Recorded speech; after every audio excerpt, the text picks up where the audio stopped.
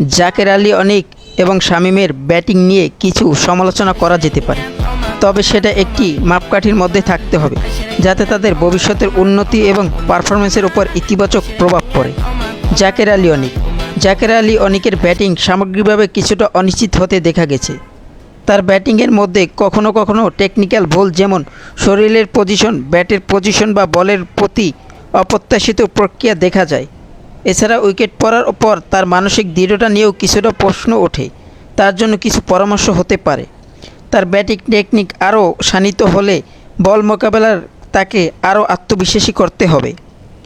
উইকেটে পড়ার পর তাকে তার মনোসংযোগ ধরে রাখতে হবে। এবার আসা যাক শামীম হোসেনের ব্যাটিং প্রতিভাবান নিয়ে। শামীম একজন প্রতিভাবান ব্যাটসম্যান, কিন্তু তার ব্যাটিংয়ে কিছু অস্থিরতা আছে। তিনি অনেক সময় প্রতিরোধমূলক খেলা শুরু করেন, কিন্তু চাপের মধ্যে এসে ভুল শট নির্বাচন করে থাকেন। তার স্ট্রাইক রেট কখনো কখনো খুব কম হয়, যা দলের রান বাড়ানোর জন্য ক্ষতিকর হতে পারে। শামীমকে তার ব্যাটিং, স্ট্রাইক রেট এবং শট নির্বাচনের উপর আরও মনোযোগ দিতে হবে।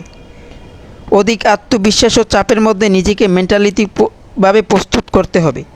চাপের মধ্যে রান করার সামর্থ্য বাড়াতে হবে। এমনকি আমরা যদি তাদের ব্যাটিং খারাপ বলি, তাও অনেক কিছুই তাদের শিক্ষা এবং উন্নতির প্রক্রিয়া। মাঝে মাঝে ব্যাটসম্যানদের খারাপ সময় আসতেই পারে, কিন্তু তাদের কাছ থেকে আরও কিছু শেখার বা উন্নতির সুযোগ থাকতে পারে বলে মনে করা যায়।